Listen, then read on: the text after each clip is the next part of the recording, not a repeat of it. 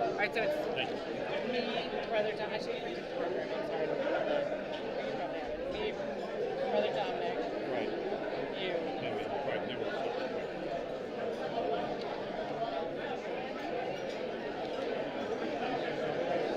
Yeah.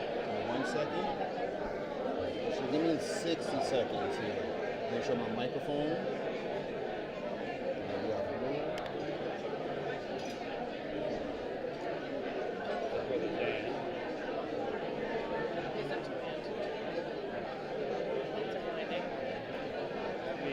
Let me queue up Brother Dominic. Yeah, I've been talking to him. Okay. Yeah, you know what? Just in case.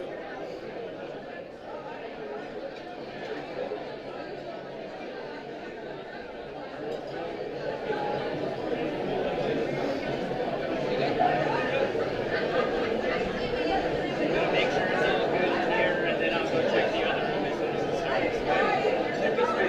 That'd be great.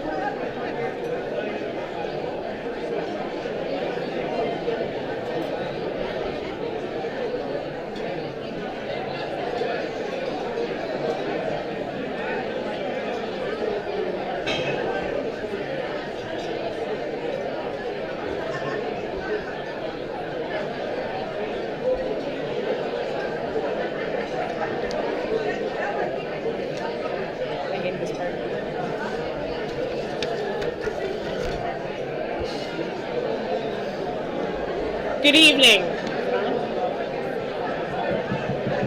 Yeah, does it have to be louder?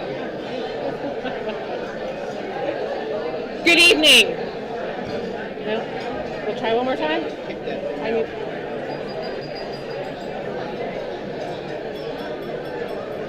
Are we good? You need to turn the speaker. No, it's all right. Got it? You're fine. All right.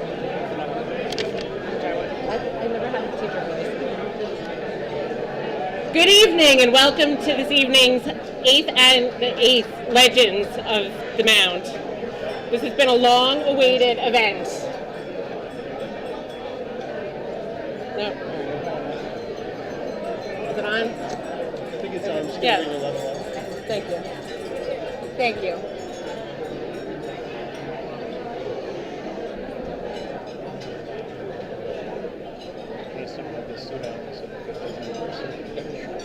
What? Try again? All right, I'm going to try again. Good evening and welcome to the 8th Legends of the Mount dinner. It's been a long overdue event and we're happy to have you all here. Congratulations to all of the new Legends of the Mount. Jim, Miguel, Ed, John, Brother Steve, Rosemary, and Tony D in spirit, and thank you for the time and treasure that you've continually invested in the Mount. You are joining a prestigious,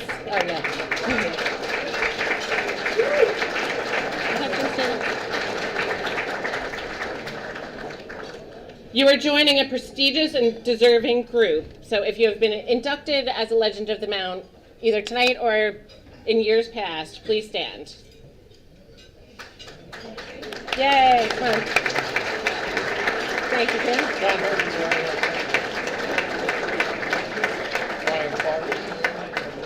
Thank you all for your service to the Mount.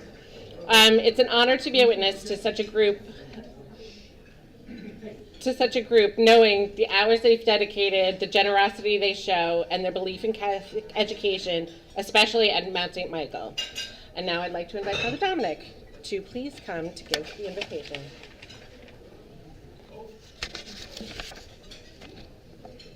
Gracious God, we ask your blessing upon these friends of Mount St. Michael who will be inducted this evening into the Hall of Legends.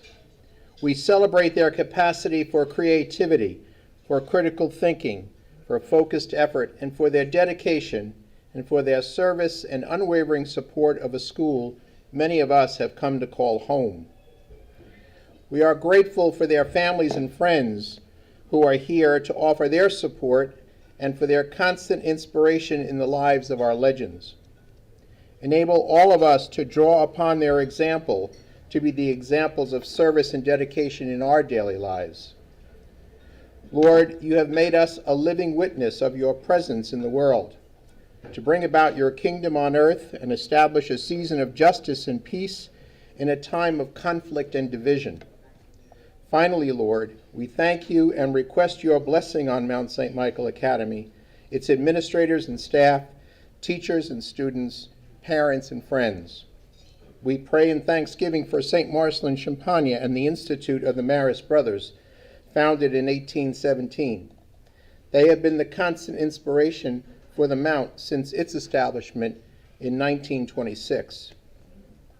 It is because of their dedication and service that this school has become a true Marist school, making Jesus known and loved within the community and making of their students good Christians and virtuous citizens. Bless our time together this evening. May it be pleasing to you and give you glory. Amen.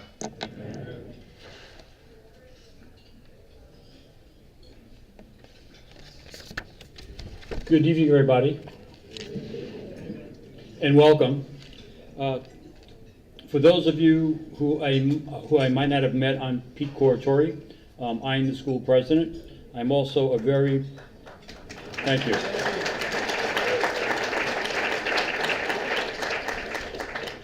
I'm also a very proud alum of the class of 1971. Ooh. That kind of hurt. I'm just, are you an ageist?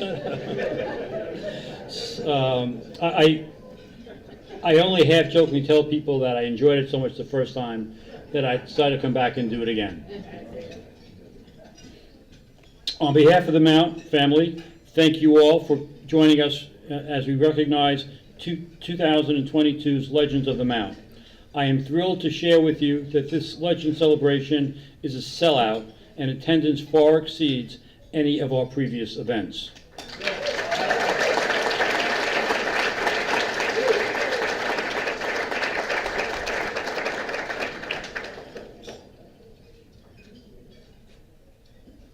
This certainly is a testament to tonight's legends. They are legendary. It is wonderful to have this opportunity to celebrate with so many friends and alums. Thank you. I would like to begin by quoting George Burns. Now, I understand there's a George Burns that's a guest here. No, I'm sorry, I'm quoting a different George Burns. I think George Burns said, and everybody remembers George Burns. Say goodnight, Gracie. So George Burns said that the best speeches have an interesting beginning, a powerful ending, and not too much in the middle. I promise to be brief, and for those of you that are keeping track, I hope you feel that that was an interesting beginning. Now for the not too much in the middle. Tonight we are joyfully recognizing and acknowledging 7 new legends of the Mount. Alumnus Jim Coleman, Miguel Lambert, Ed Caffrey, John Antonaccio, Brother Steve Schlitty, the Mount's longest tenured principal, honorary alumnus and valued friend of the Mount, Rosemary Baker,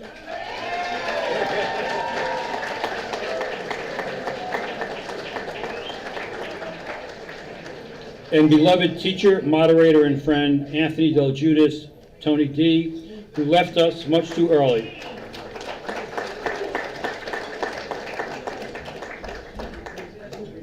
The men and women we are celebrating tonight have a deep and abiding commitment to Mount St. Michael and the Marist charism of living their lives both in deed and example as good Christians and good people with hearts that know no bounds. We are moved and thankful for your concern for the needs of others. Your efforts have helped to make our world a better place. Your example reminds all of us of what can be accomplished when we give of ourselves for the benefit of others. Our sincere thanks to each of our honorees for all that you do for the Mount.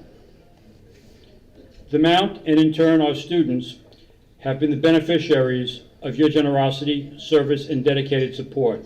It is through your support and that of other alumni friends and the Marist Brothers that we have been able to begin to modernize our 96-year-old campus, enhance our academic programs, and most importantly, to provide necessary financial aid to many of our materially poor families. As president, I am pleased to report that the Mount is on solid footing. This is due in large part to many of you assembled here this evening, and most importantly, for the last 7 years, we've enjoyed a graduation rate of 100%.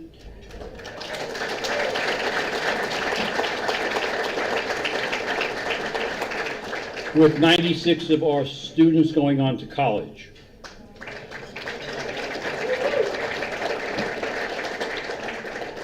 This compares with only a 65% graduation rate amongst our Bronx school counterparts.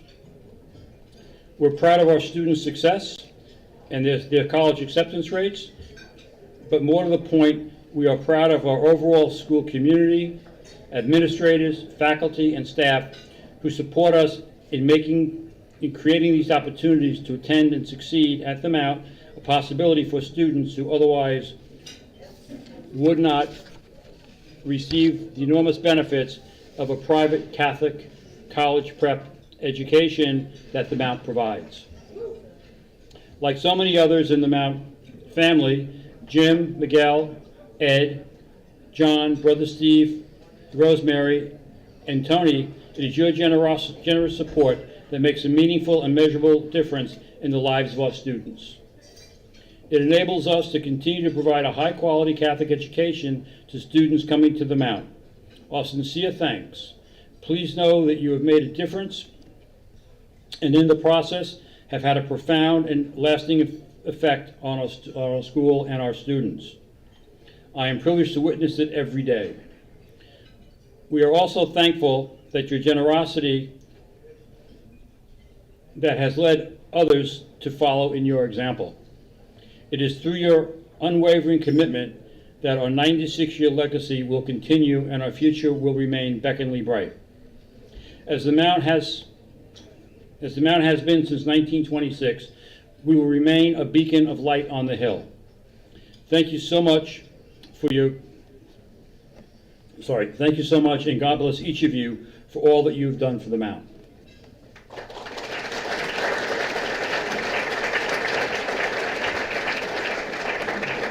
I would also like to thank our advancement team, Lyle, Jay, and Ben, for their great work in organizing and managing this event, as well as our student ambassadors for their help, and the New York Athletic Club for their assistance and support.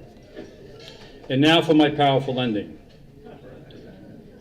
In recognition of Veterans Day, I am sure that you will all join me in thanking all of our military personnel for the sacrifices they have made for our freedom. God bless them all.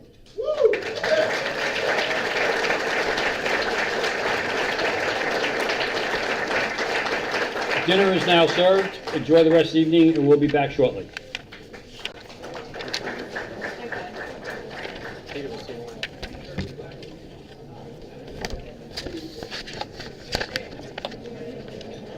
Could use a little more light here. I could use a little bit more light here.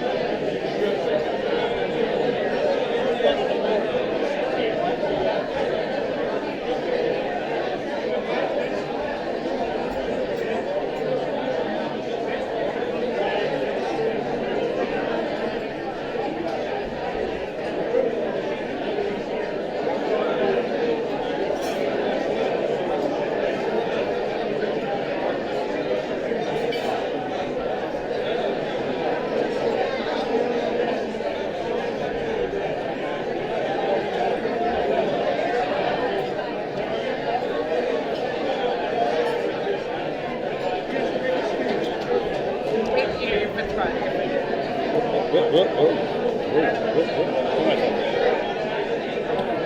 evening, everybody. Hello, hello. If I could have everybody's attention, please.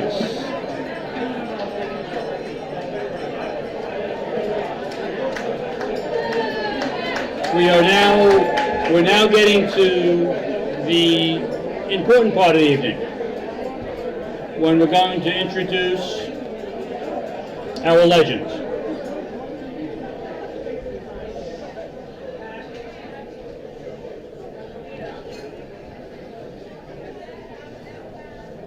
Each of the legends will be introduced by a friend or a family member of their choice. And I would like to start by introducing Martin Hemsley, who will be introducing Jim Coleman. Marty?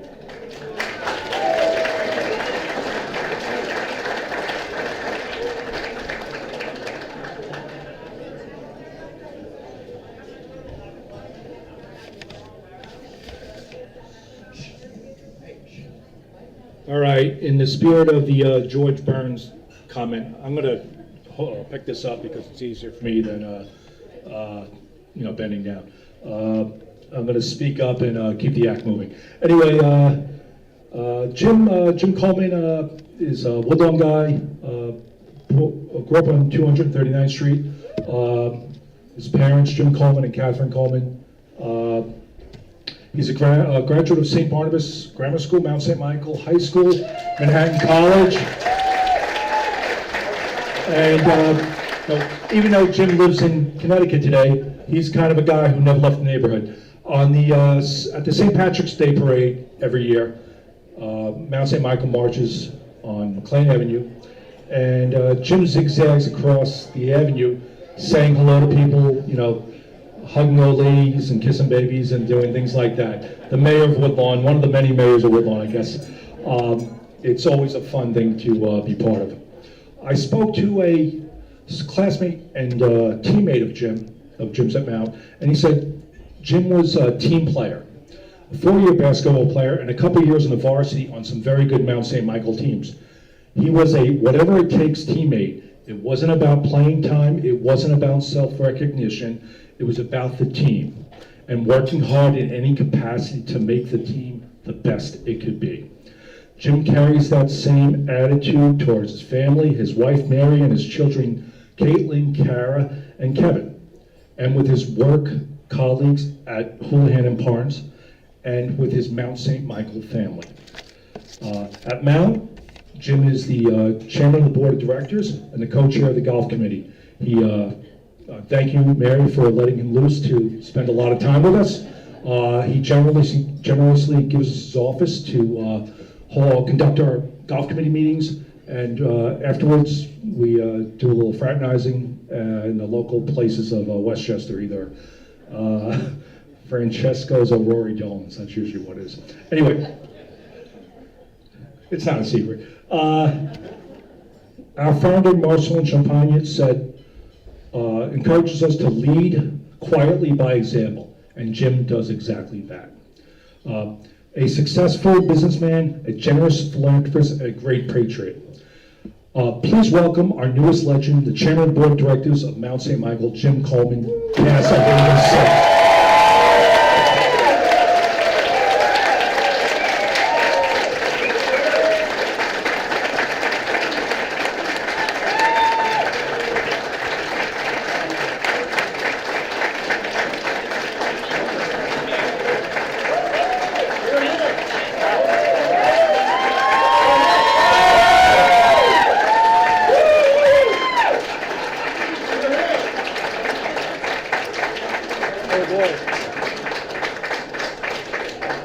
Thank you. Yeah, Mister, yes. Mister. I gotta go like this, right? Oh, okay. You got me back there, everybody? Okay. Thank you, Marty. That was a wonderful introduction. I went above and beyond. That was very nice. Take this one. I got it. Welcome We're going to put this down here. We're going to do this. Welcome, everyone, to the 8th Mount St. Michael Legends Dinner. And a sold-out event. I can't be more gratified to see everybody come tonight. And not only for myself, but for also for the other honorees and legends who are going to be honored this evening. I have been very fortunate to have attended the Mount, and I now have the opportunity to give back to the school that sent me up for success, and there are many people to thank. I'd like to begin by thanking the Maris brothers, who are over here.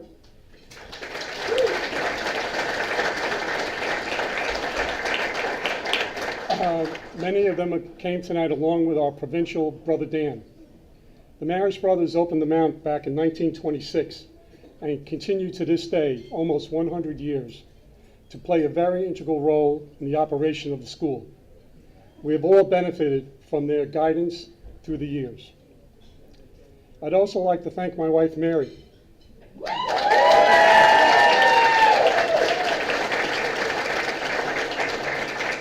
For always supporting my contributions to the Mount community, along with my family. Who had the bet? Caitlin, Dave, and my adorable grandson, George, and my twins, Karen and Kevin. Thanks for all you do and for participating in my activities at the Mount. I would like to thank my mother, Catherine.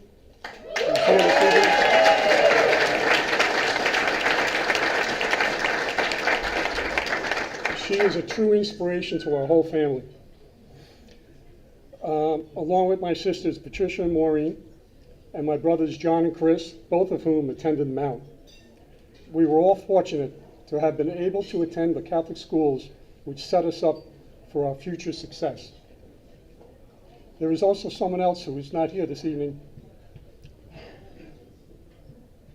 but who really deserves my thanks and gratitude, and that's my father. I was this close to going to Cardinal Hayes.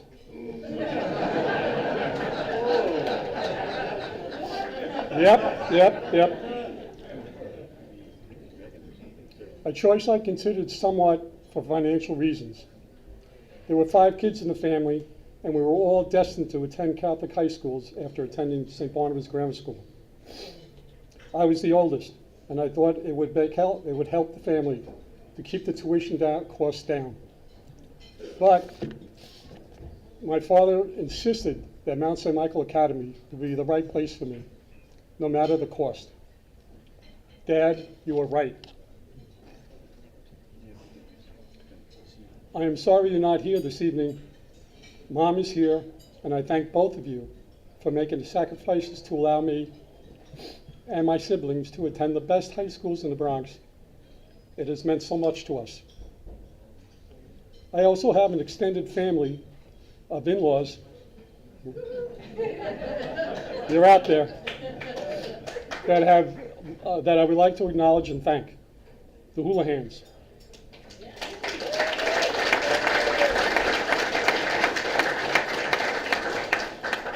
Many of whom are here tonight.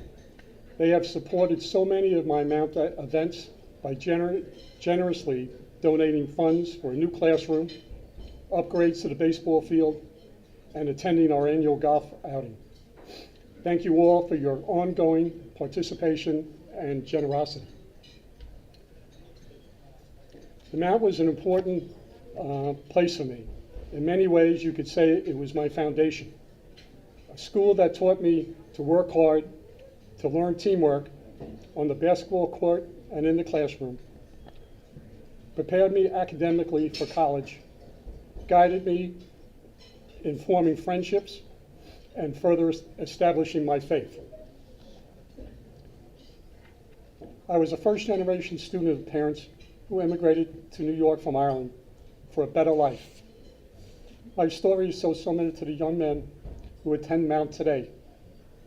Their parents want them to get a strong, faith-based education and learn how best to succeed in life. I hope they feel the same as I do someday.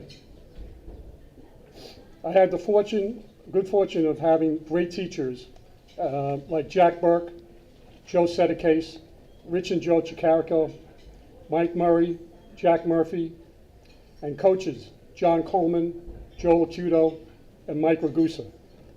I still have a trophy from Coach Ragusa as the most improved freshman basketball player. I always treasured receiving that recognition.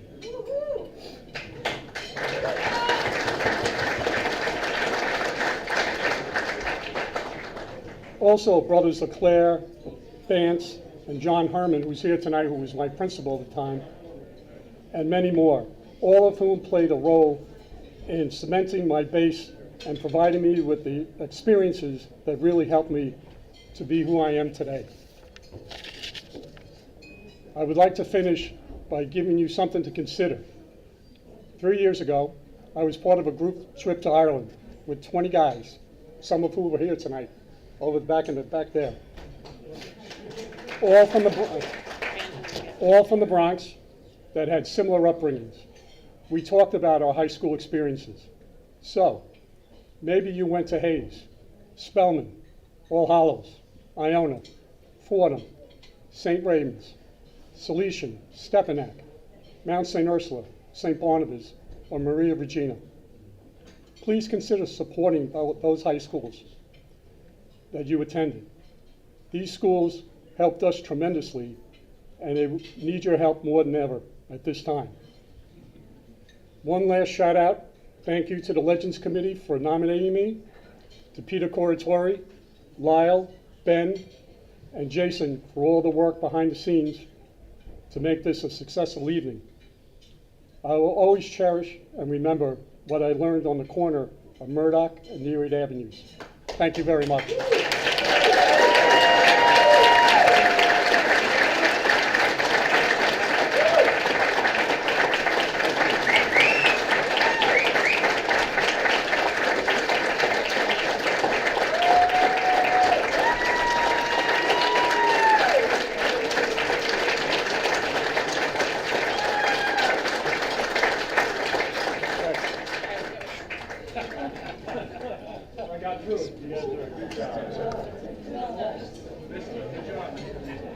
Jim, thank you.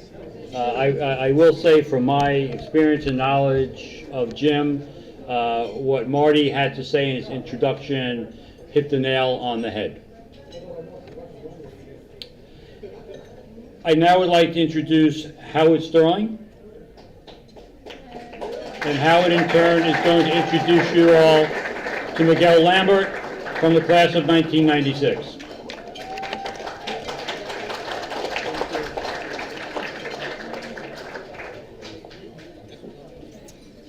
Thank you. I've been called on to speak about my friend, Miguel Lambert. And Miguel is much more than a friend to me. Very few people that you'll meet in your life transfer over from friendship into family. Miguel is my brother, and I love him as if he is blood. Now, I will speak a little bit more about my brother. To know Miguel Lambert is to know someone who is ambitious, innovative, and downright stubborn. To know Miguel Lambert is to also know someone who is generous, charitable, and a humanitarian. And when those attributes coexist within a person, a legend is made. Lambert Legend, LL for short. As a student at Mount, Miguel was a member of the football and wrestling team. As freshmen, he and I played football. That's when I first met him. And in football, you always have the guy. Everyone knows that guy that you don't want to face. He's a hard hitter, right? He lays everyone out every time you see him, so you try to avoid that guy at all costs. So the coaches have a tackling drill, and I think one of the football coaches from that time is here, Mr. Thomas. He's a witness to this. They have a tackling drill. So the objective Miguel was a running back, halfback. So he has to get the ball and try to evade the person that's on the other side trying to hit him. So this guy was Thomas Newth. Big hitter, lays everyone out. The whole team, when the coaches called Miguel's number and called Thomas's number, we knew what was going to happen. We just knew it. But you know, you heard the hush, oh boy. Miguel lines up, he has the ball, he gets in position, Thomas gets in position, boom, collision, Miguel is laid out. That one hit started the process that Mount saw one of the greatest track athletes that they ever had.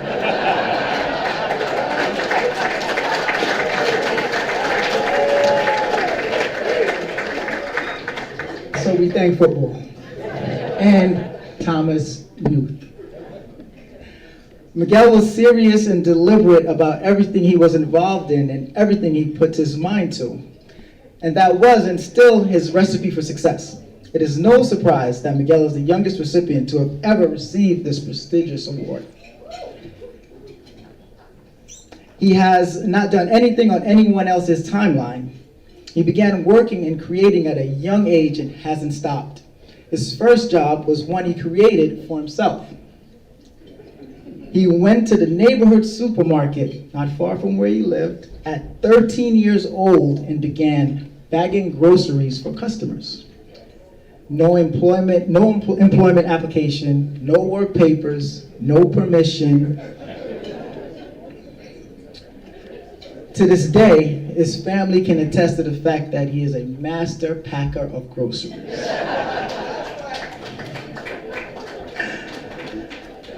And he also picks the best vegetables when he goes to the supermarket. Am I right, family? While at Mount, Miguel taught computers to elementary school kids at a small private school called Regent School. Today, Miguel owns over 30 rental properties and regularly renovates houses. He has even created an app that controls and manages logistics for his trucking company. Most people have experiences and they make them into memories. Miguel has experiences and he turns them into thriving economic building blocks.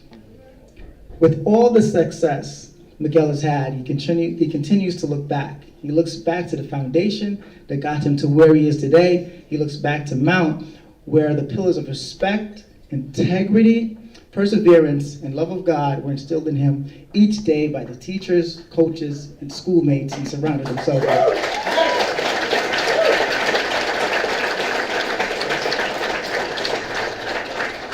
Miguel has contributed significantly and facilitated the donations of others to Mount as well. So like I said, to know Miguel Lambert is not to be surprised that he is a recipient of such a prestigious award at such a young age. To know Miguel Lambert is to know someone who is deserving of all the accolades he has received and will continue to receive. If you don't know him, by now, let me do the honor of introducing you to my brother, Miguel Lambert.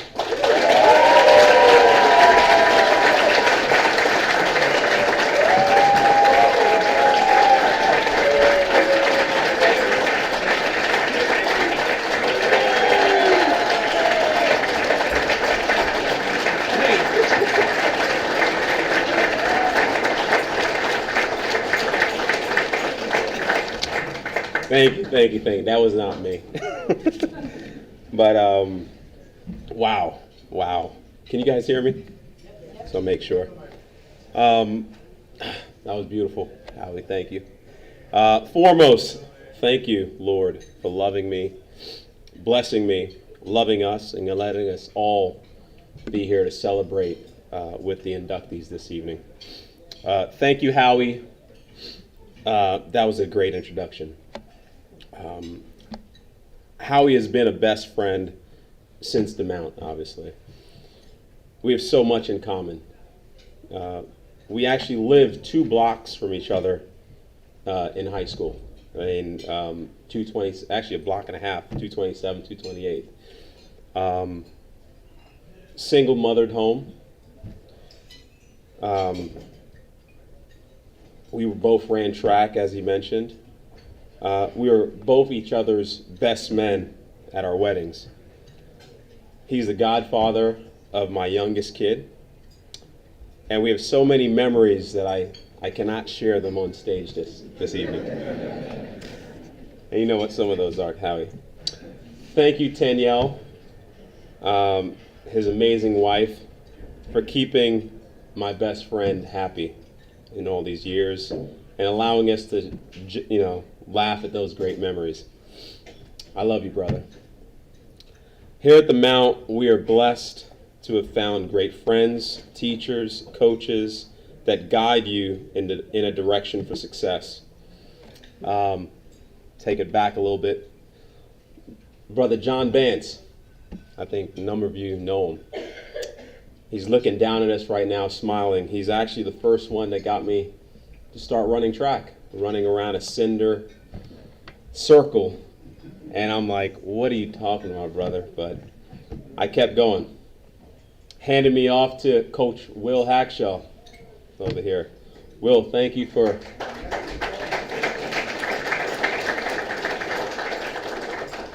making sure I didn't skip too many practices. And Howie, that guy's name was Lights Out. All right, new Lights Out. I mean, it was legit. Lights Out. Will handed me off to Coach Lenny Hackshaw. Lenny, unfortunately, was not able to join us this evening, but he's here with us. And amazing. Took me to the next level. The Penn Relays, multiple city and state championships. Just an amazing experience with Lenny. Lenny hands me off unbelievably to another Hoya, another Mountie, Frank Gagliano, class of 1954. And Frank's got my vote. This gentleman, Mount St. Michael, 15 Olympians, 140 All-Americans that he coached while at Georgetown. And somehow I snuck on that list. I don't know how, but thank you, Frank, Coach Gagliano. So over 10 years of being trained by Mount men. Just an amazing experience. While at Georgetown, made another amazing friend, Isidro Pimentel. Isidro, that man over there, 4 years. And his amazing wife and 2 beautiful daughters that flew all the way from San Francisco to enjoy this evening with us tonight. So thank you.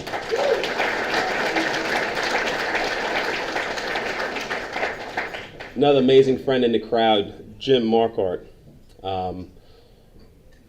As I graduated through Georgetown learning the construction industry, you need mentors, folks that understand the importance of helping a young man navigate through the construction world. Jim is a leader and has helped me tremendously in understanding that world. And his firm has been amazing in contributing to the Mount.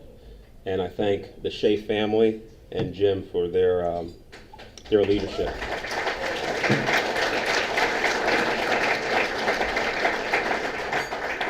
The family members that are here with us this evening, thank you, and there are a number that just couldn't make it. My Aunt Jean, Randy, Debbie, Alvin, Marlene, Garfield, Matthew, thank you. All those. I can truly say that you really need, a village to raise a child, and eventually live 2 blocks from the Mount, Derima, for the folks that know Murdoch, then Derima, and those individuals were just instrumental in my growth. So thank you. Unfortunately, my wife and 2 kids are unable to make it this evening. We live in Maryland, so they've got school tomorrow and just have just an unbelievable schedule. But they're with me in spirit, and my wife promises an amazing steak when I get back home. So I'm waiting for that. So make sure that's recorded, everyone. My in-laws, thank you, Deborah and Raymond Wright. They're standing out there. Thank you for the kindness, the friendliness, and the humility that you've taught me over the number of years. I want to especially thank my mom.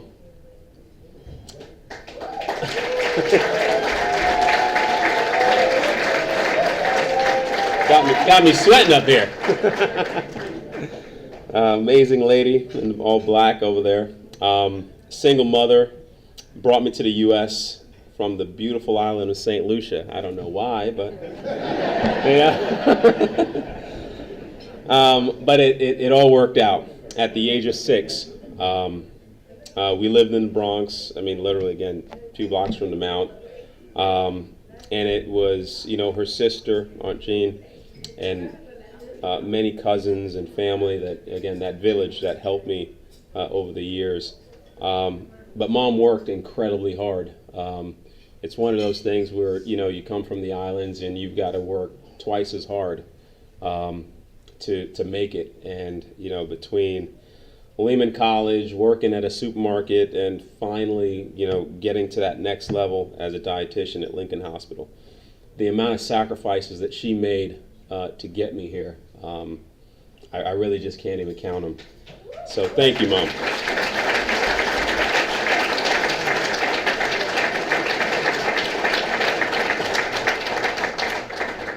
Thank you to the board of directors and Mount leadership for thinking about me and making it and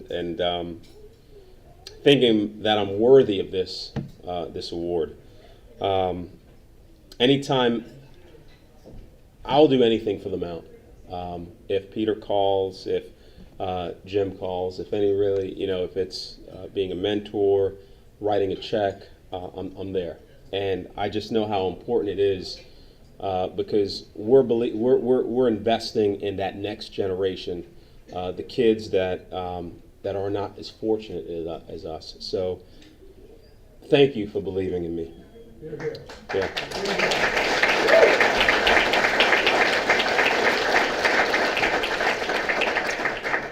When I received notice from Peter, I'm like, what is a legend? And I, looked up Suri, Googled it and all that stuff. And, it says, I asked Suri, like, what makes a legend? So according to Google, definition of a legend is someone who leaves behind an unforgettable impression on others. There are all sorts of legends in the world, famous ones, not so famous ones. But becoming one means finding your particular role, following it, and touching others around you. So yes, by definition, it is all that I've ever wanted to do. Through my interactions with my school, my teachers, my coaches, my friends, my businesses, the boards that I sit on, the charities that I contribute to, it is important to touch others and help where I can. My prayer for myself and for all others in the room is for you to become a legend, for you to go out and do everything that you can do. It's never too early, never too late. There's so many people out there that need us. So thank you, everyone, for giving me this opportunity.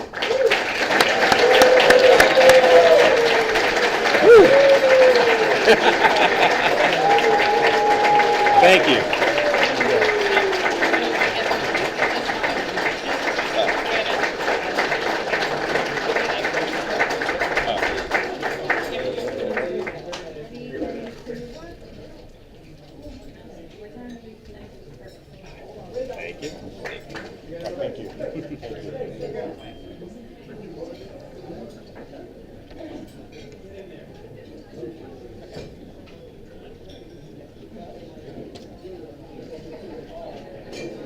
Thank you.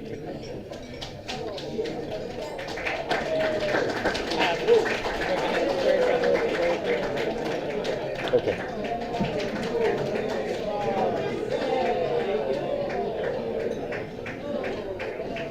I would now like to recognize Ed Caffrey, the class of 1961.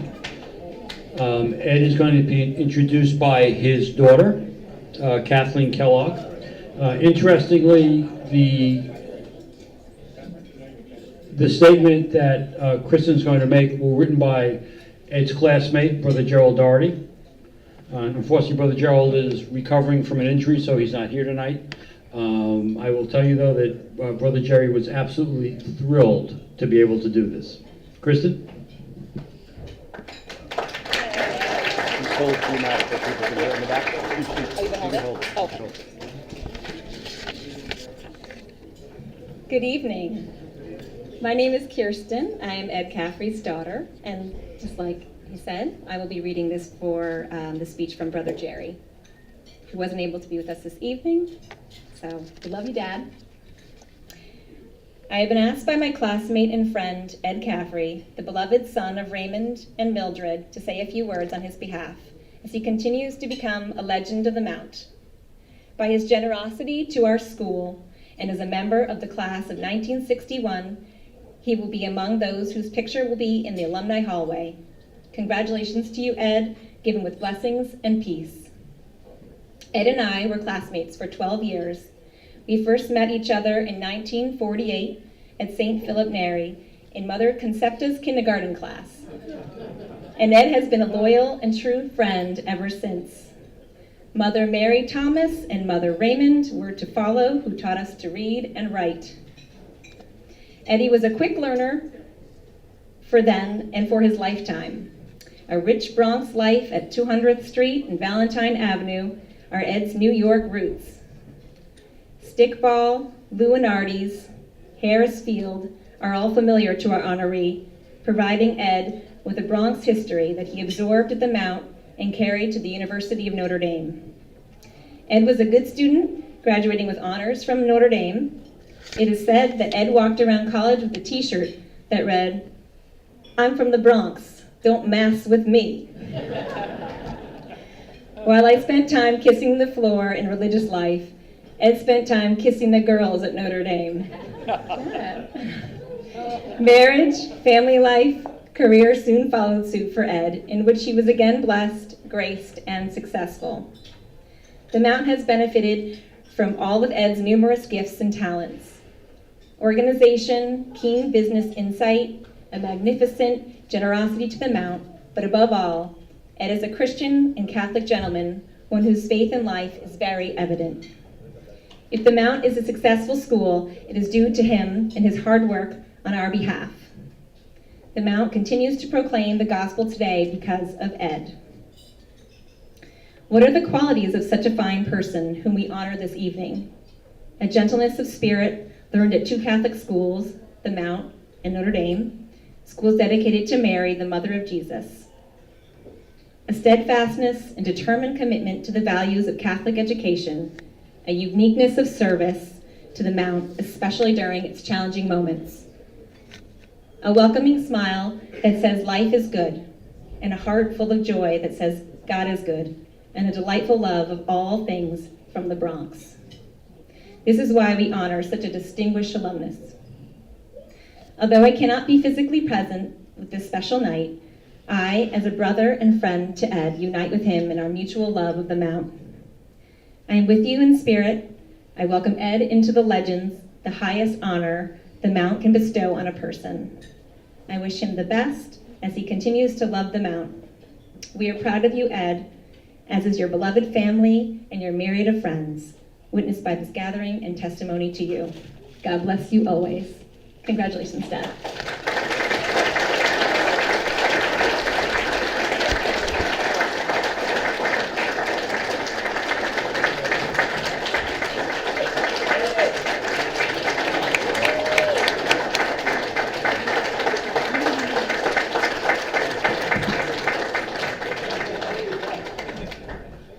Wow, how do you follow that?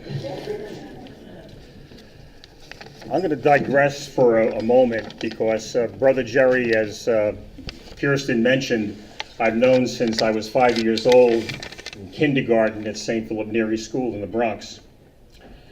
And Jerry and I have stayed good friends over the many years, although many years may go by before we communicate again. But it's one of those relationships that you pick up from the last time you spoke, and you just keep on going. That's the kind of relationship that Jerry and I have had. Let me just give you a quick little true story about Jerry, however. I was at the Mount Hayes game last year, which we won't discuss. Thank you. But, but it's going to change this year, I've just been told. I figured I'd come down and I surprised Jerry, because I haven't seen him in a number of years. And I tried to reach him, and I couldn't find him at the game. I was surprised. Usually he always attends the game. And finally I called him on his cell phone, and he said, "Ed, I'm in the Brothers Hall where the retirement brothers are. And because of COVID, we are quarantined and we can't come out." I said, "Well, Jerry," we talked for a little bit and said, "Well, whenever this clears up, we'll get together again." Well, about 5 or 6 days later, I'm at my computer in the evening, writing a report up for something I can't remember what it was about, and I get this email from Jerry. He said, "Ed, can you do me a big favor?" He said, "My banking relationships, because of my quarantine, are all messed up. I'm trying to send a gift, like an Amazon gift card, to this one of my best friends, and I can't seem to get it done. Can you do it for me? Here's the information, and I'll pay you back." Well, of course, I don't care if I get paid back or not. It was a $150 gift card. So I go through the whole machination and I put it in. Believe it or not, I can actually accomplish this task, as opposed to my kids who figure he'll never figure that out. So I send out the gift card, and about 15 minutes later, I get a response, a confirmation. He said, "Thank you very much." He said, "By the way, my friend really wants to buy something that's more expensive than $150. Can you send me another $150? Well, then a light bulb went off in my head, and I said, "Jerry's computer has been hacked." So Jerry, wherever you are now, you owe me $150. I'm sure I'll see it. Well, when Peter called me up a month or two ago about becoming a mountain legend, I wasn't really sure what that meant. And so I went to my trusty Webster dictionary, and I looked up the word legend, and I think Miguel was getting to this point. And it says an extremely famous or notorious person. Well, I don't ever remember doing anything that was that famous, but maybe I did something that was notorious and I don't remember it right now. So I looked up the word notorious, and it said famous or well known, typically for some bad quality or deed. Well, I can't remember any bad quality or deed that I've done over the years, but maybe I have. But thinking about it, the word legend I'm honored to become a legend of Mount St. Michael High School. I love this place, and served on the board for a few years, and have contributed to the SAM Scholarship Fund, which I think is very important here, to kind of give a kid at least part of his expenses for going to school here. And we have to do that, because the only way we're ever going to solve our society problems is through education.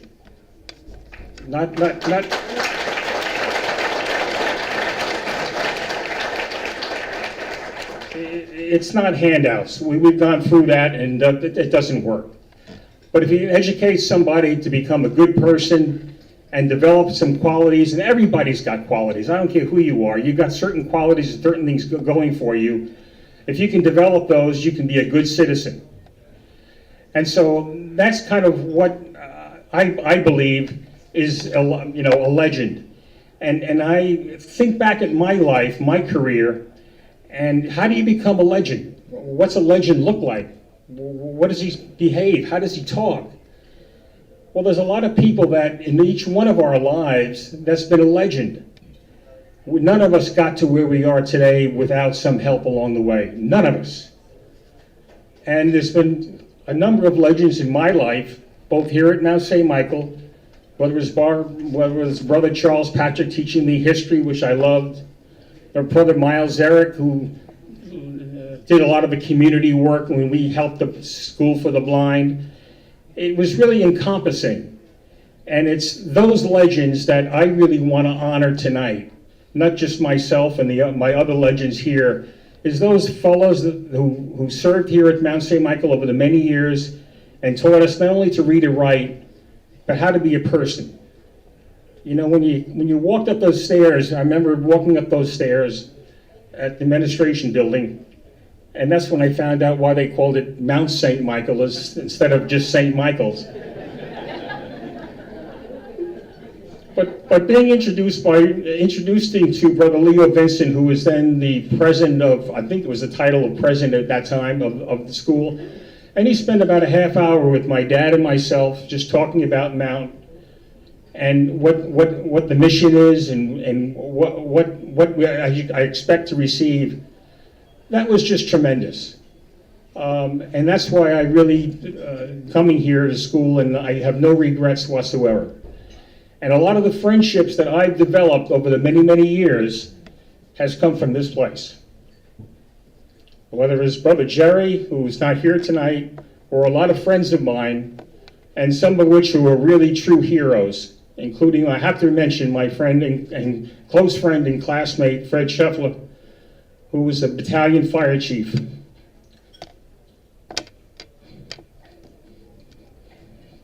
And didn't make it through 9/11.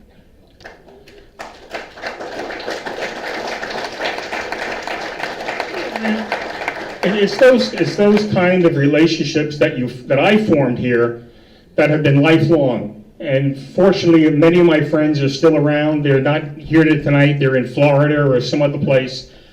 But that's what the school is really all about. Not just the textbook stuff. It's all the other stuff that makes you go from 13 years of age to 17 years of age. Thank you.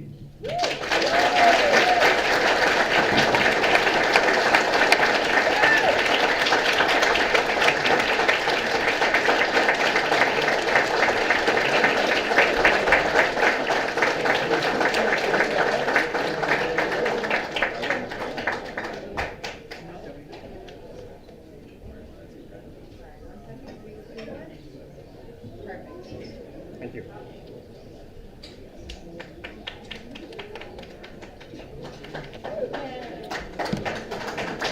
Thank you, Kirsten, and thank you, Ed. Batting cleanup, if you will, tonight is John Antonaccio from the class of 1959. How come there was no ooh about that, 59? There was no... and introducing John tonight is his lovely wife, Carol.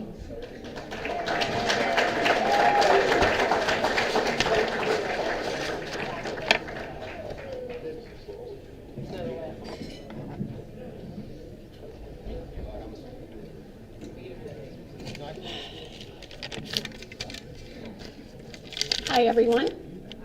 So nice to be here and join you in this fabulous celebration. My introduction is very short, believe me. Okay. Years ago, when I introduced my husband, John, to my brother-in-law at the time, he found out that John had attended the Mount. And his reaction was, well, he must be a good guy. So with that thought, I would like to introduce my husband, John Antonaccio, and the best person I know.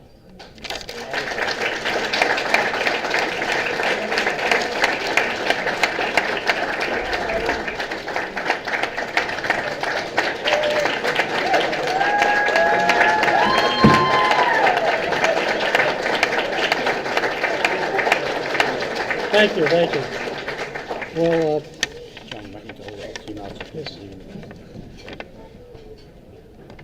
I think I have the honor of being the oldest legend in this cover group. I was from the class of 1959, and that was a very long time ago. I would like to thank all of you for attending. I would like to particularly recognize my family, my wife Carol, my daughters Monica, Kim, and Susan, and their spouses, and my cousins Carol and Jane, who were born and bred in the Bronx, and unfortunately couldn't attend Mount St. Michael because it was gender restricted.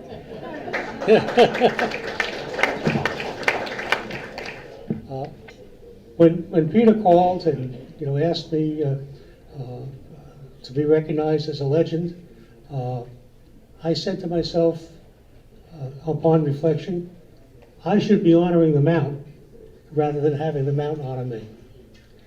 When I was in public school in the 6th grade, my teacher, Mrs. Mackey, met with my parents and told them that I should attend Mount St. Michael, just like her son Tommy, who was the quarterback on the football team and whose many games I attended.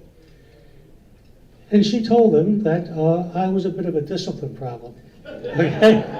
And that I wasn't being challenged at Public School 19. So my parents made the financial sacrifice, which was considerable, and enrolled me in the Mount. And I entered in the 7th grade in what I think today they call it the junior high school, and immediately made friends. And then after 2 years, we had an influx of students into the high school, and they came by bus, train, whatever. I was fortunate that I lived not too far, and I walked to school every day, rain or shine. And I walked past the bus stop that many of my fellow classmates were dropped off at, whatever. And I never smoked. And I remember that there was always a brother hiding in the bushes, looking to catch them smoking. And I recognized that the Marist brothers must be very smart, because they recognized the evils of smoking before medical science. So they did us all a service. I truly enjoyed my experience at Mount St. Michael. I met people who became my lifelong friends, including Richard Trario, who was honored years ago as a legend, and Joel Ocuto, who taught at Mount St. Michael for 48 years. Can you imagine that? I mean, many of you might have been his students. He was a truly outstanding guy, and we established a scholarship in his name a few years ago.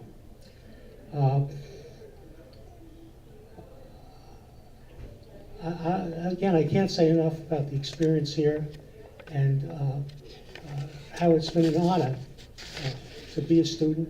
And I tell many people about how fortunate I was that Mount St. Michael led me on the right path. I remember a lot of things, and remember I said it was a discipline problem? Well, I was quickly cured of that, because if I stepped out of line, I remember being called to the front of the class, and in front of the entire group, the drawer would open, the strap would come out, and I'd be whacked across my hand. I guess you can't do that today, but it was very effective. And then if I really did something terrible, I was asked to step outside the classroom, and I was banged off the lockers in the hallway.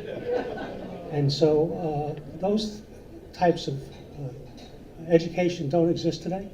Okay?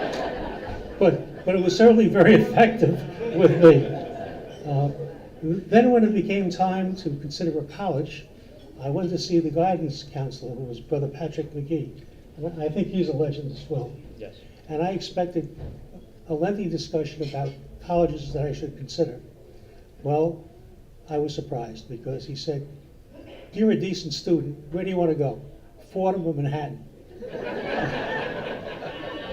Then I realized that the Catholic colleges were really looking for students, and so they were desperate enough that they would take just about anybody.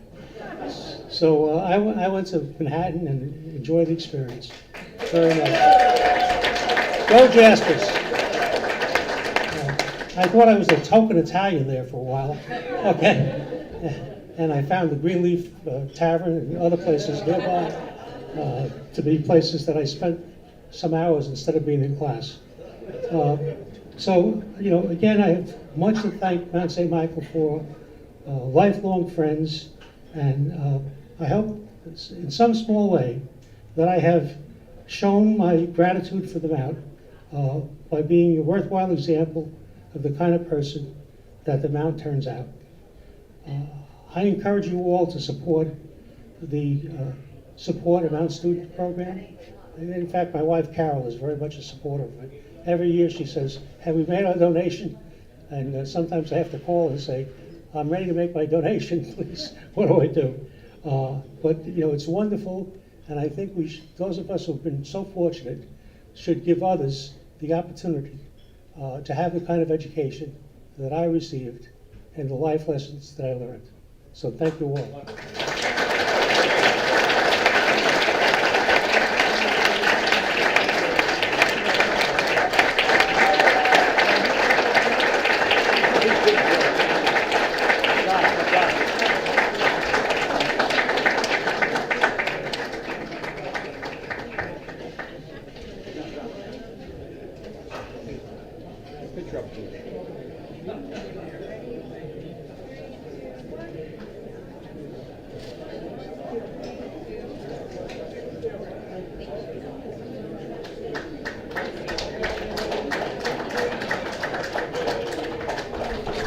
Thank you, John.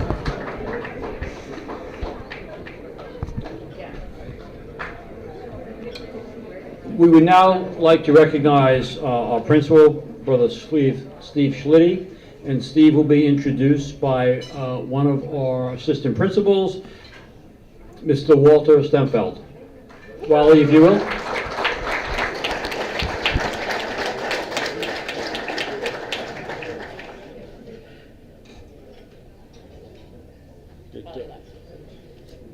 Is Wally here? Oh, I'm sorry. Yes, he's in the faculty room. I'm sorry. I'm sorry. But as we're waiting for Wally to come in, I think as you listen to our legends, you readily understand why they are admired and loved by the Mount community. They're humble. They're generous. They certainly exhibit the Marist charism. Their support of our schools and our students is just remarkable. We're ready. Thank you, Peter.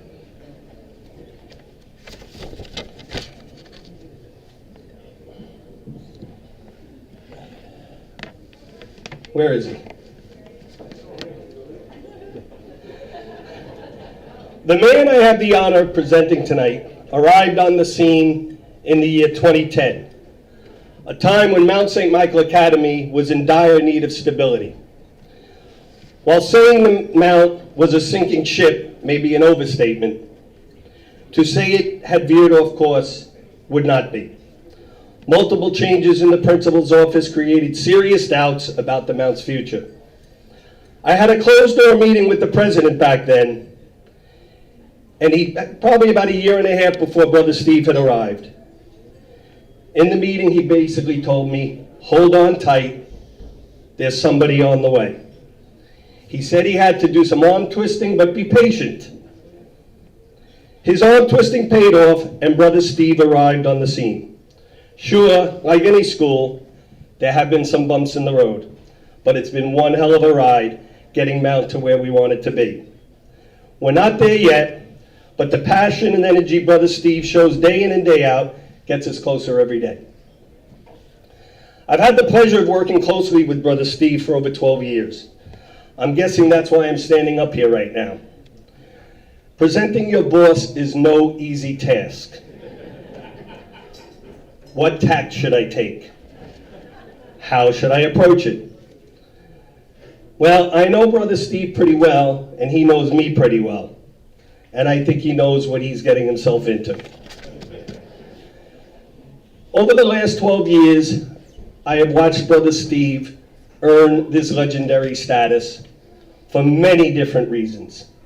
And I'd just like to take this opportunity right now to share some stories and some reasons with you. Brother Steve is a master peacemaker. As Dean of Discipline, I've had a few run-ins with some parents that weren't too happy with me. Part of it was my fault. I can't tell you how many times I walked into Brother Steve's office and he became the peacemaker. He would have this parent eating out of the palm of his hand. The tears are flowing, he's running out to get tissues, and I'm sitting there saying, what the hell just happened? Nobody commands a room like Brother Steve. In his first year at Mount, we had our opening day mass. Steve told me beforehand, he had this thing where he would put his hand up and everybody would quiet down. I said to myself, is this guy nuts? Is he out of his mind? He's going to put his hands up and quiet down 850 kids? I figured it would be a half an hour before we started mass. Well, as is often the case, Steve was right and Wally was wrong. Steve raised his hand, others followed, and the mass was off and running. 12 years later, that method has never failed. Brother Steve's an amazing actor. All right, I don't know if you guys know that. His family, did you know what an actor he was? He's amazing. All I have to say to Brother Steve, if I'm bringing a kid who had, let's just say he misbehaved a bit, bring him into my office, I'll walk in front of the kid, and I'll just mouth, "You're on." And the stern face goes on, and he's got the kid quivering in his boots. Let me show you how it works. "You're on, brother." That's not the way it's supposed to work. You want to try it again? You're not ready for this? All right, maybe not tonight. All right. Amazing actor. Next reason. This is amazing. Legendary status. Brother Steve knows every nun that has worked in the Bronx for the last 40 years.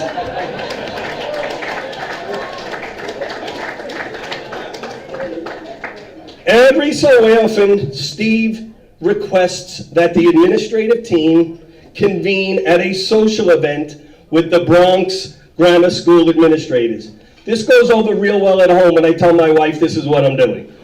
Okay, it's basically a schmooze fest over a cocktail or two and some hors d'oeuvres. As the people arrive, they flock to him like he's George Clooney. It's amazing. He's the only one they want to schmooze with. They don't want to schmooze with me or any of the other administrators. The rest of us just stand there with our drinks and have a smile on our face. Then he starts telling us about the nuns. That's Sister Harold Marie. She's from St. Rose of Lima on Gun Hill Road. You know what? She's a real tough cookie. Over there, that's Sister Veronica Andrew. OLPH. She rules with an iron fist. Brother, I'm going to tell you this now. I really don't care. All right? I haven't had the heart to tell him because he just gets so excited over this. He goes on and on telling us about these nuns. Okay, if any of these people walked in this room tonight, they might even be here tonight. Okay? They wouldn't know me. I wouldn't know them. Another great quality of Brother Steve. Very, very important. He knows when to get lost. Okay, we have a few events we do, not events, but a few things we do at Mount that we call organized chaos. The end result is where we want it to be, but getting there sometimes is a little tricky. Brother Steve does not deal well with organized chaos. Every year at Mount, middle of October, yes, look at him.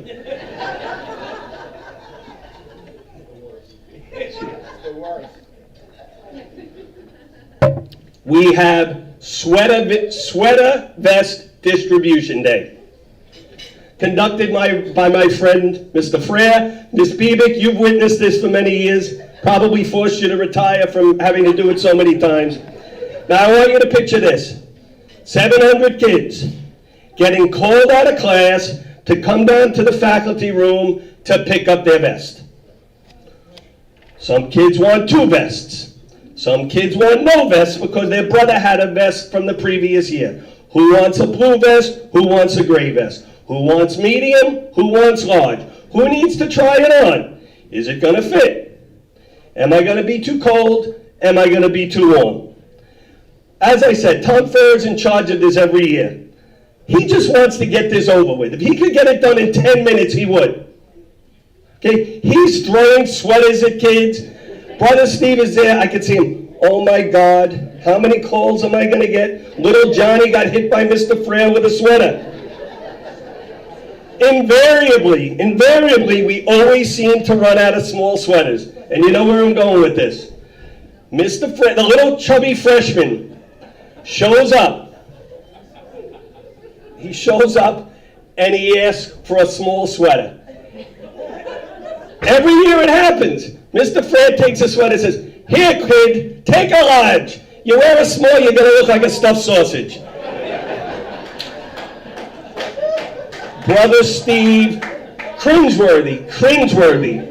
So we did this for 2 years, and Tom is looking at Steve. Steve is looking at me. I'm looking at Tom.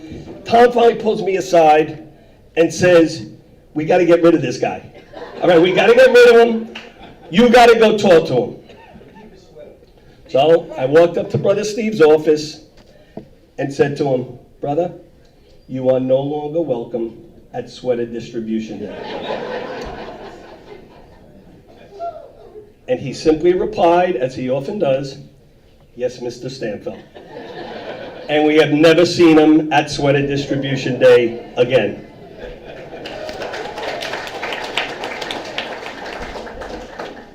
This one, if you grew up in my era, you're really going to appreciate this one. Brother Steve, and I have a picture of it on my phone, Brother Steve wears Clyde Pumas.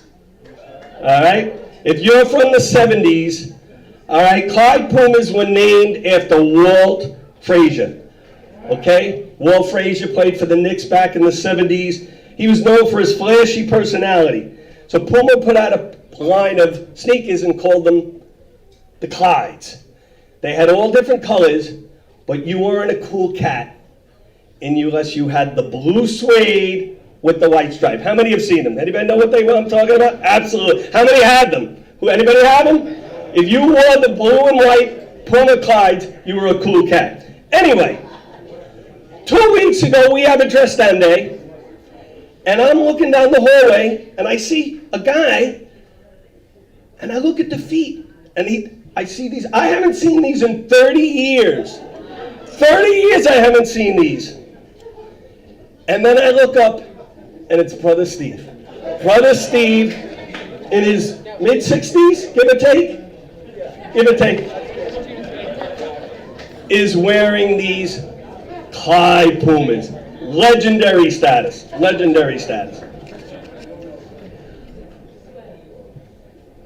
Everything Steve has done for us over the last 12 years really came into focus in March of 2020 when COVID-19 hit.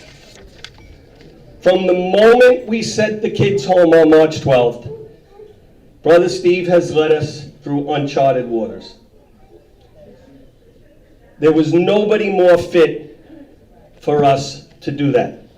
He was unyielding in his efforts to make sure every student and staff member was safe at all times. And these efforts continue even today, 2.5 years later. Every day, he starts the day by reminding teachers to open windows and turn on fans. That's all good. He continues to distribute COVID tests to students and staff. Yeah, exactly. Right? Am I right? Labor Day, Columbus Day, Valentine's Day, Groundhog Day. If it's a day, we have to give out COVID tests. I went through my house last night. I found 21 COVID tests, all courtesy of Brother Steve. Nightstands, junk drawers, medicine chest, under sinks, over sinks, they were everywhere. I made it very clear to him that I think it's time to move on from COVID test distribution. However, I take a look at Brother Steve right now. He might have that little smile on his face. But I could see 2 words on his face as he looks around the room. Super spreader. So, one last time, brother, this is it. This is Brother Steve's night, and I would put his mind at ease. Okay? They've been doing it for the last 2.5 years. So I've asked Brother Steve, your soldiers are out in full force. Your faculty members will be handing out COVID tests to the entire community.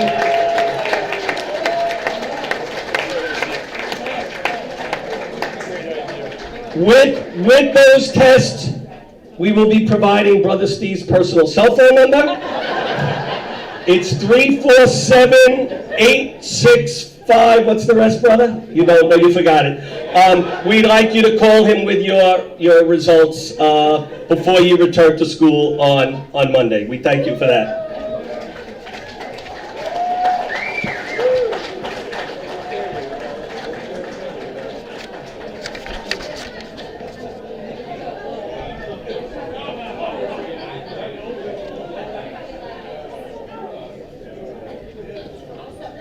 Before I turn the floor over to Brother Steve, and this is actually the most important part of this, I'm going to read you a list of words.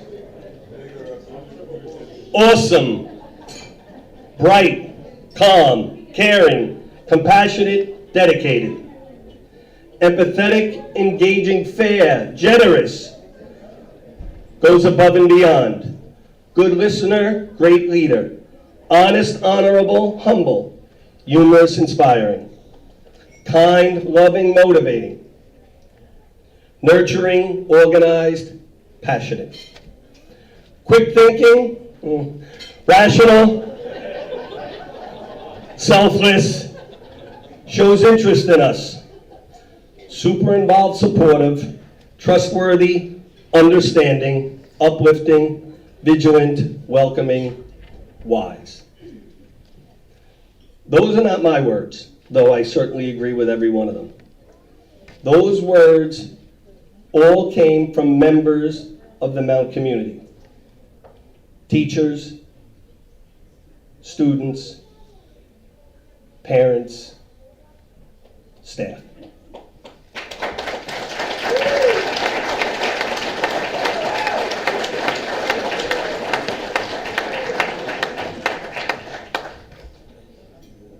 One senior put it best when I asked him to give me a word to describe Brother Steve. He said very simply, "Hey, Mr. Stanfield, he's the GOAT." The greatest of all time.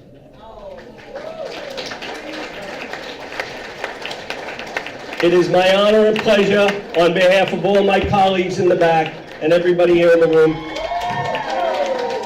to present the Legend of the Mount, Brother Steve Schlitty.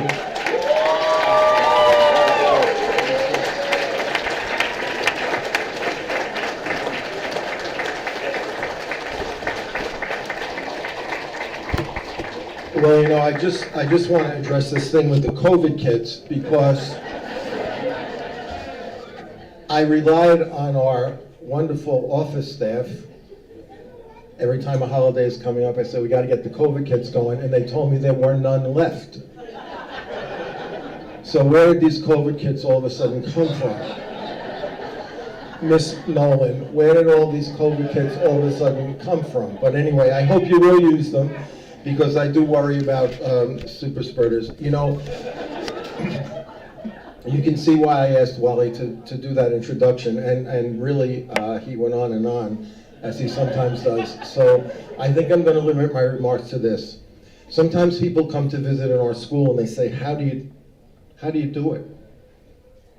Right? How do you get all these kids organized? How do you get all these kids to do what they're supposed to do? And it's really very simple. There is a secret sauce to it, and it's really very simple. Structure and high expectations. And you can only do the structure and the high expectations if you have a whole lot of people working together to make it happen. And it starts out with our board of directors, many of whom are here tonight. It starts out with the Maris brothers' unwavering support for our mission.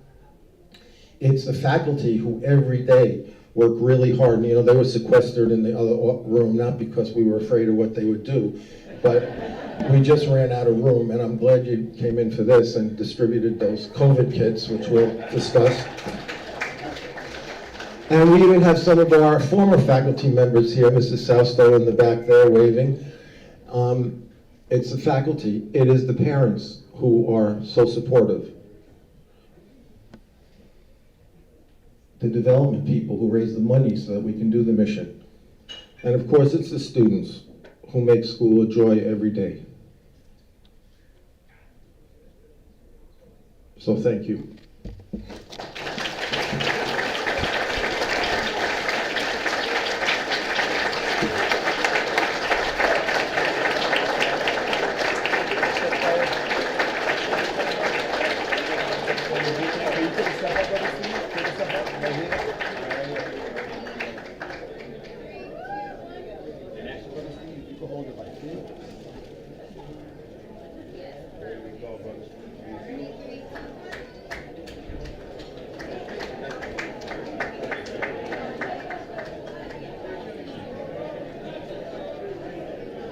Thank you, Brother Steve.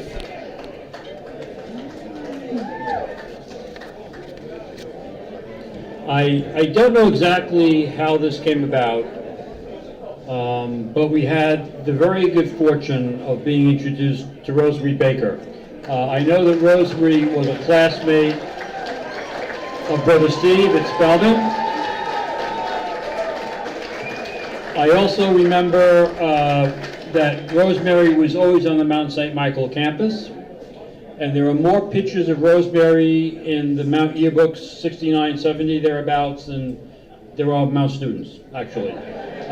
But we were really very fortunate when we met Rosemary, wonderful friend, great benefactor. She is the only female honorary graduate of the Mount. To introduce Rosemary is Brother Dominic.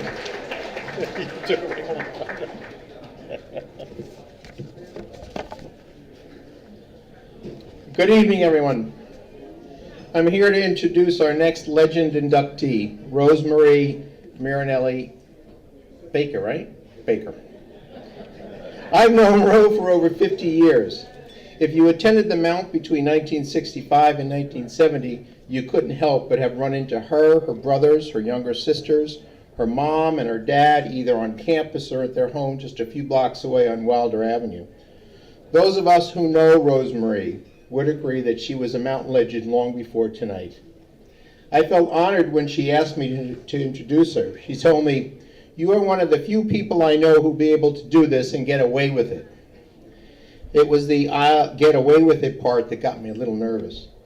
How can I put it? Rosemary Marinelli is one of the most unique, multifaceted characters I've ever known.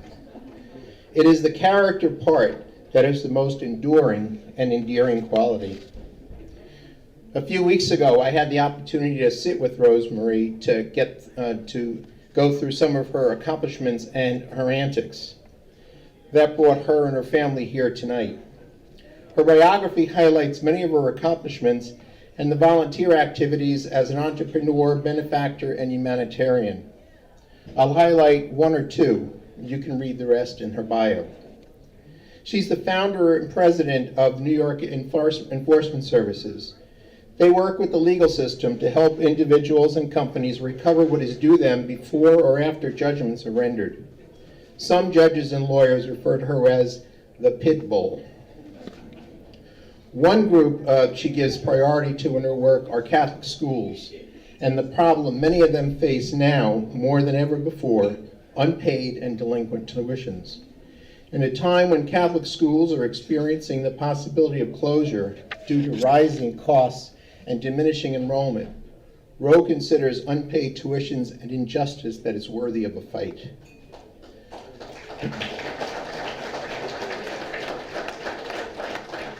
Once the local school gives her the documentation she needs, the fight is on. Parents are tracked down, letters requesting payment are sent out, along with an invitation to call and set up a payment schedule. If she gets no reply, the law takes over. A suit is filed, judgment secured, and the retrieval of funds begins. Many schools in the Archdiocese, including the Mount, are benefiting from her services. Her support for Catholic education goes beyond her business. It's personal. Rose served as the PTA president at St. Anne's School in Ossining when her son Jimmy attended the school.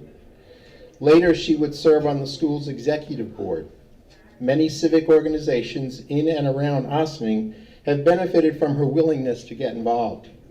And of course, let's not forget the countless fundraising events she supports, from scholarships for needy and promising students to uniforms and pizza for local youth teams. Family is her first priority. Even her office building is a normal family house she purchased for that purpose. Enter and you see desks, computers, family members working, file cabinets, and stack upon stack of files and folders and boxes of paper that still need to be filed. You'll also notice a playpen, just a few feet from her very cluttered desk. Look closer and you'll see a crib, high chair, and toys, lots of toys. I said to her, "What's all this?" She said, "It's my daycare center."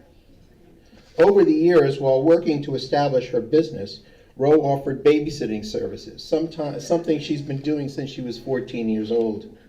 Her son Jimmy, her nephew TJ, and later two of her grandchildren, Adriana and Michael, as well as a number of neighborhood kids over the past years, all attended Roe's Playpen program.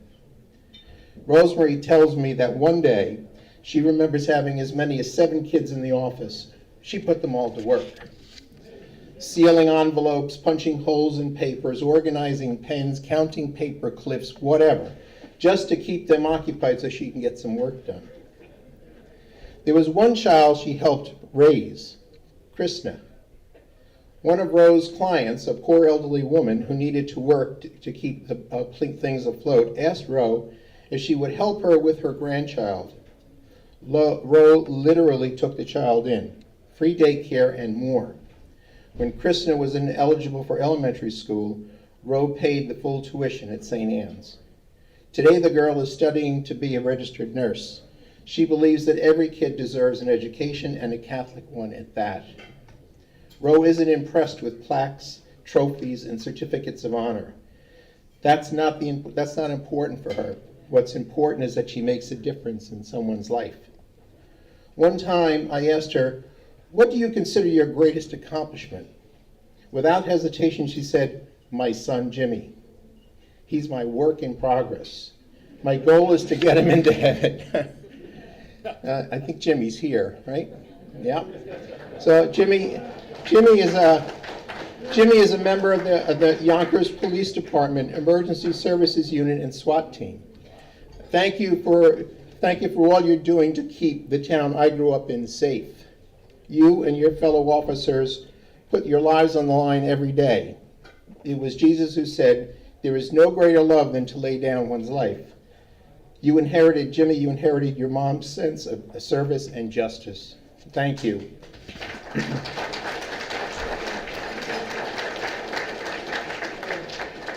Roe graduated from Cardinal Spellman and was the founder of the school's Alumni Association. She has a special love for Cardinal Spellman. Then why is she being introduced as a Mount legend? While she enjoyed her time at Spellman and continues to support the association, The long and short of it is her blood runs blue and gold. Her association with the Mount began when she was 3 years old, when her oldest brother Jimmy attended the 3rd grade. 2 more brothers, Anthony and Tommy, would follow, as well as 2 nephews.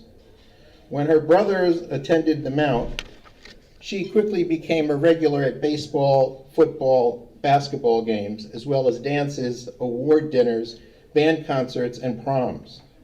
The Mount was a second home to her. Being the oldest girl in a family of 9 siblings, Ro's mom, Irene, who was a second mother to many of us, would give Ro a choice about how she was going to help contribute to organizing the chaos that comes with a large Italian family. You can clean the house or babysit the kids. Give me the kids. And off she would march them to the Mount to watch a ball game or to run around the property. Ro told me the other day, I still don't know how to clean a house. I can remember the first time I met her. Her brother Anthony and I were upstairs in one of the classrooms visiting one of our teachers at the end of the school day. We were juniors at the time, and outside in the quadrangle we heard this screeching voice. Hey Anthony, I'm here. The baseball game is about to start. Come down now or I'll find a bunch of other Mount guys I can hang around with. I said, who is that, I asked. Oh, that's my sister Rosemary, she's nuts. Once Spellman lets out, Ro walks over to the Mount every day to hang out until it's time for us to walk home. By the time I got downstairs, Tony and I got downstairs, Ro was leading a whole cadre of Mounties to the stands. Cheerleaders, who needs cheerleaders?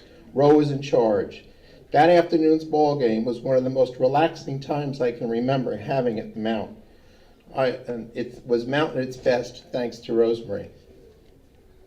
At the close of our senior year, at the annual Block M Award dinner, Brother Joe Hager presented Ro with a certificate for all sports and a varsity Block M letter. The letter ended up on one of Mount's sweaters she wore regularly to class at Spellman. She told me she wore blue and gold at Spellman. Even her nails were polished blue and gold. One day, a classmate at Spellman snatched a Mount cap that was on her she was wearing. Ro told her, I'm going to the ladies' room. By the time I get back, that cap better be back on my desk. It was. Don't get between Ro and the Mount. Brother Steve Schlitty, also a legend inductee this evening and a graduate of Cardinal Spellman, experienced firsthand Ro's devotion to all things Mount. When he asked her why she didn't date Spellman students, she matter-of-factly said, I don't date Mount boys, I only date Mount men. Poor Steve never had a chance. One last story of Ro's brazen loyalty and determination to fight for the Mount. It was the fall of 1968, our senior year. Mount had a football game with Spellman. Mount's record the previous year was a disaster. We had lost every game. The current year wasn't looking any better. We had lost our first 2 games of the season to St. Francis and Chaminade, respectively. The score at the half was 20-0. Signaling yet another defeat. Now, whenever Ro attended a Spellman game, she always sat with her school. But when Spellman played Mount, well, she was torn. By the end of the half, she began what she called the creep. Slowly and steadily, she made her way along the track fence until she got to the Mount side of the field. Once there, she joined a pack of Mount students running up and down the sidelines, cheering and goading every player to keep their head in the game and turn this thing around. And they did. In the 3rd quarter, Spellman cratered. 2 Spellman kickoff fumbles led to 2 instant touchdowns. Great work, defense. Mario Valentini, I think is here, was the coach, was the quarterback at the time. It played probably the last half of the game. Continued the drive with some great passing and another 2 touchdowns. Spellman threatened with another touchdown, but the tide had turned. The score was now in Mount's favor, but not by much, 29-28. With less than a minute left to play, Mount recovered Spellman's last attempt at a sidearm kick, solidifying the win. I think it was Joe is here, Joe Powers. I think he remembers that he thinks he was the one that recovered the thing. You remember that? Yeah. Complete pandemonium broke out. The stands emptied onto the field in pure, unbridled excitement.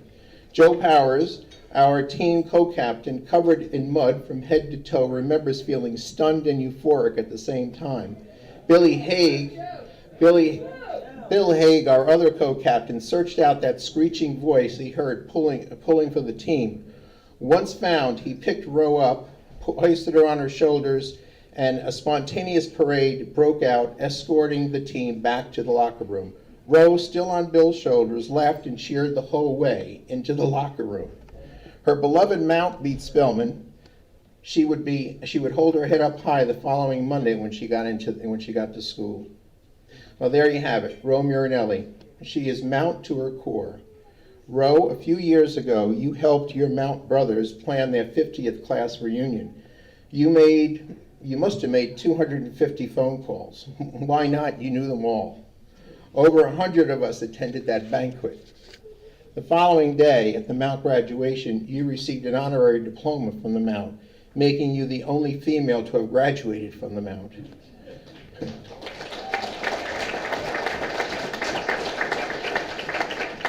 We couldn't have been prouder for you.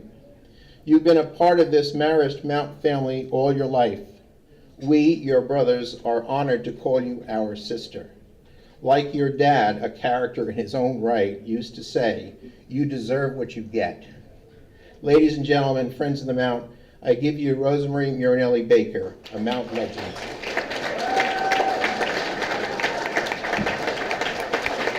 Can I ask you a favor? Can you give me this? You're welcome. I'm supposed to give you that. Yeah, for you. Let me get this out of the way. Yours out of the way, get mine out of the way. Thank you, Don. Where do we put our stuff? Thank you. This thing work? Okay. Well, the only reason why I'm here tonight is they promised me that I could put my phone number back on the men's room wall if I can.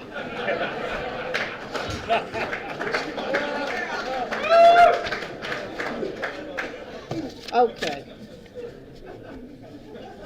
I can't read a damn thing, so I'm going to have to wing it. Today is the 247th anniversary of the Marine Corps, and I'd like to take this opportunity to thank all of our heroes in the armed forces, police, firefighters, and emergency personnel.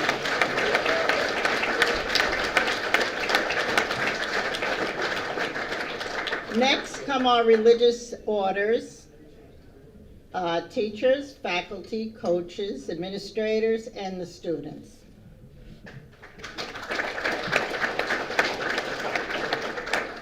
Next, my dearest friends who are here tonight, all of whom are friends with no benefits. And my wonderful family, especially my grandchildren, Mikey and Adriana, who the only reason why they think I'm cool is because I have a streak of gray hair like the Princess Anna in the movie Frozen. And last but not least, where is he? Where's that coward? Did he hide?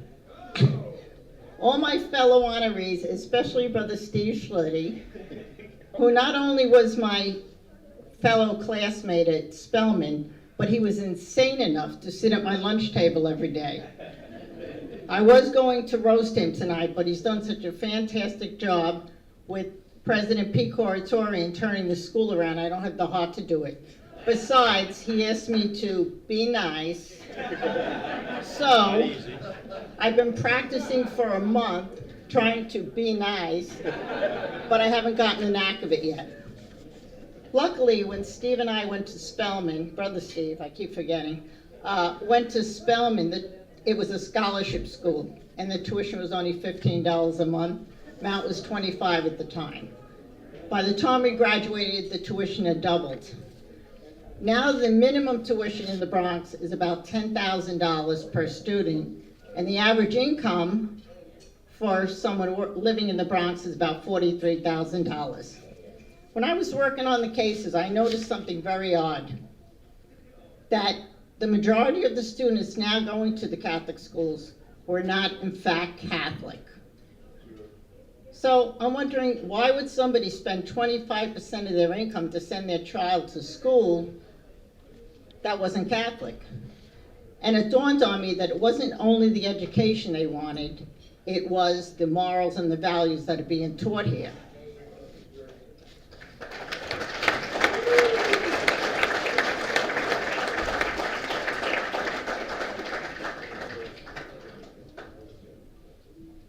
As Brother Dom attested to, the best part of high school were the games.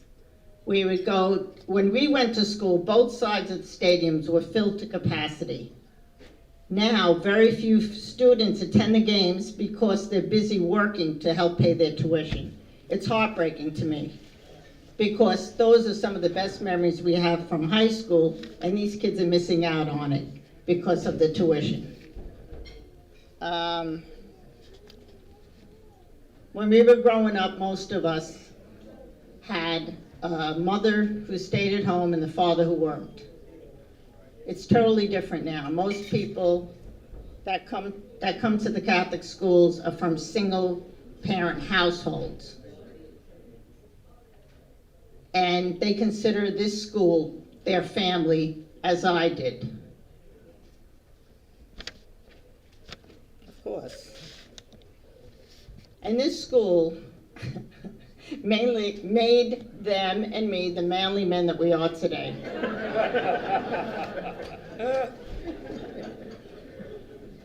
As Confucius taught, if people are educated, the distinction between the classes disappears.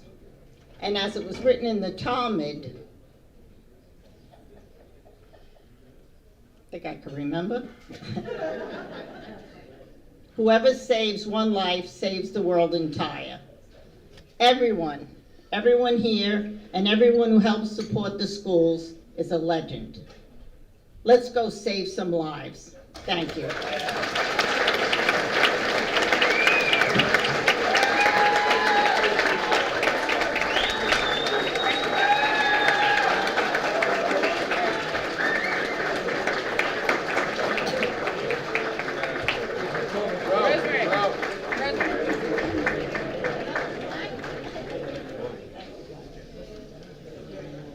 Rosemary. I need spatula well. Come on, you guys want to get a picture? You guys want to get a photo? Stay right there.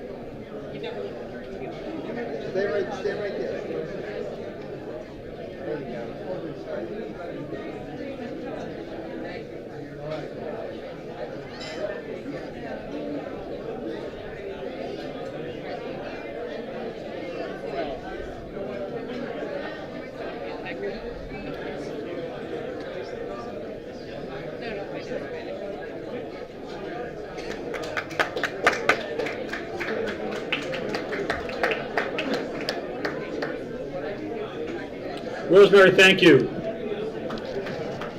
If I can ask for everybody's attention and patience, please. We have one more legend introduced tonight.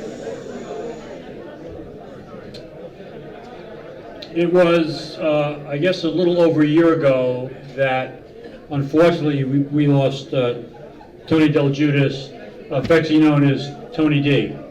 And there's been a void in our school ever since. Just, again, taught for 48 years, just a wonderful guy.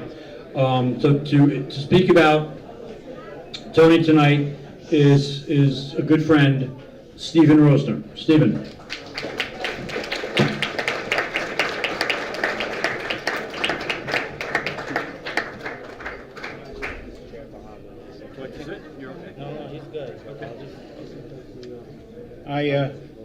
I met Tony in 1981, September, when another Mount legend, Joe Locuto, introduced us.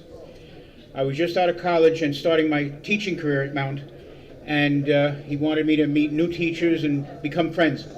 I never expected to be friends that long with anybody, but Tony was a very good friend of mine. And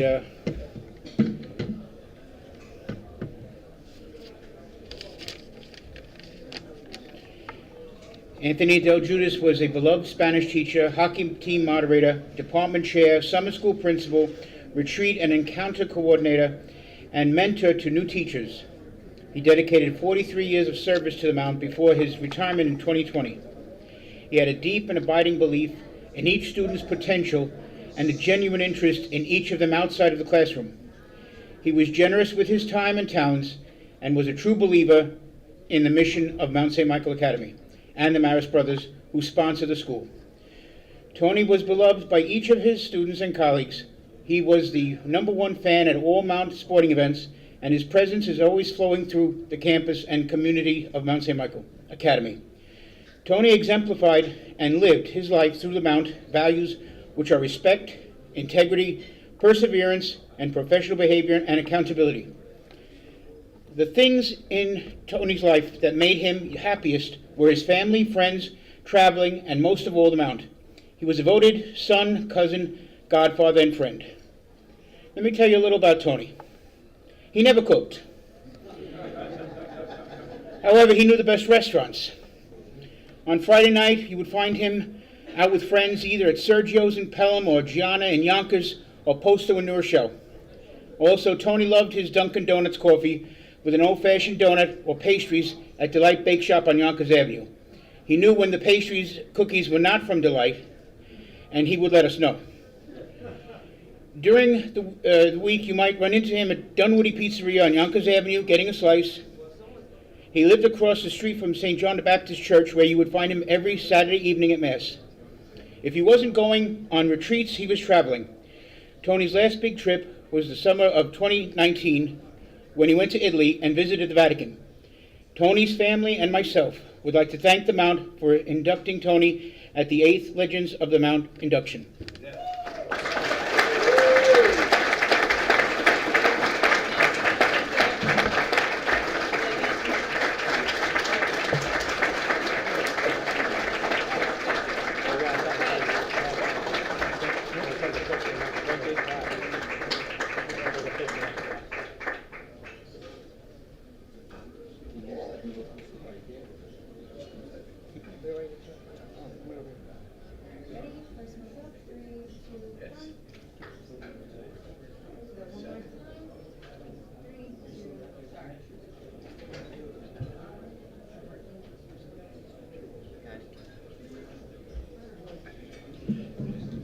If I could just ask our legends to please step up so we can take a group picture. And while they're coming up, please excuse me while I make a pitch. On the way out, there's a gift bag for everybody, nothing spectacular, but just a little memento of the evening. In that little shopping bag, you will find a pamphlet that speaks about our SAMS program.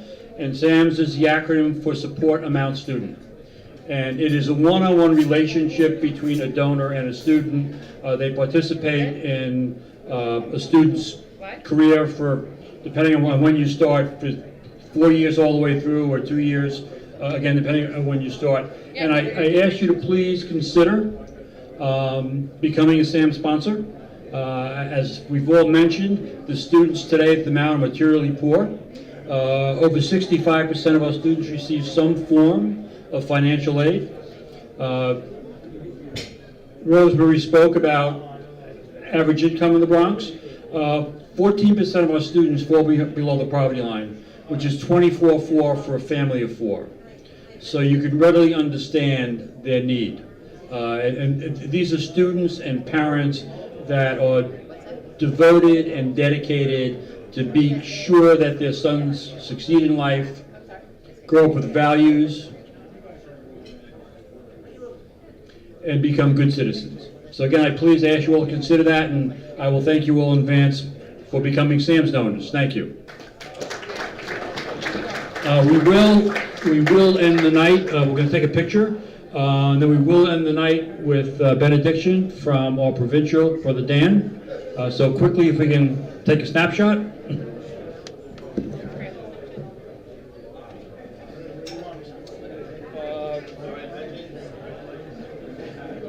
Kevin, what do you want? I'm gonna slide the podium back for you, actually. Say hello. Just sing it. It's been a long time. There you go. So you have more room? All right, I think that's good right there.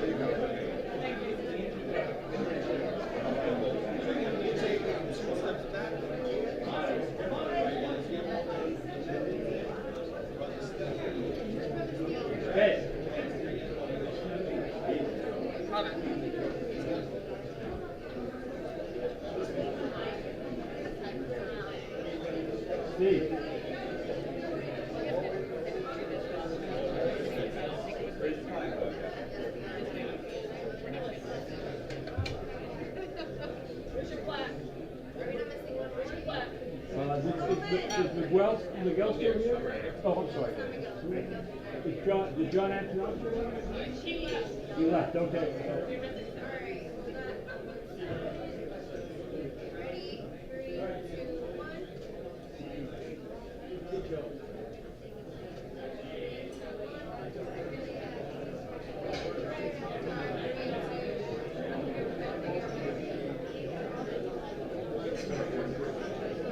Okay?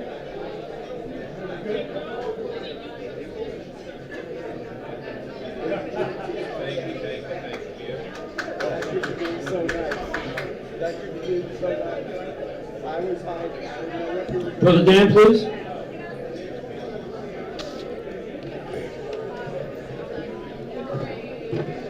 Good and gracious God, as we conclude our evening of inducting these 7 outstanding legends of the Mount, let us just pause for a moment of gratitude for the many continued blessings that our God and our good Mother continues to bestow on all members of the Mount St. Michael family. In a special way tonight, we entrust these 7 faithful stewards, Brother Steve, Tony D, Jim, Rosemary, Miguel, Ed, and John, who likewise joined the previous Legends of the Mount, who have made incredible sacrifices and contributions to the legacy of Mount St. Michael and to its mission and the mission of the Marist Brothers. We ask you, O Lord, to allow their legacy to continue to impact many generations of Mountaineers.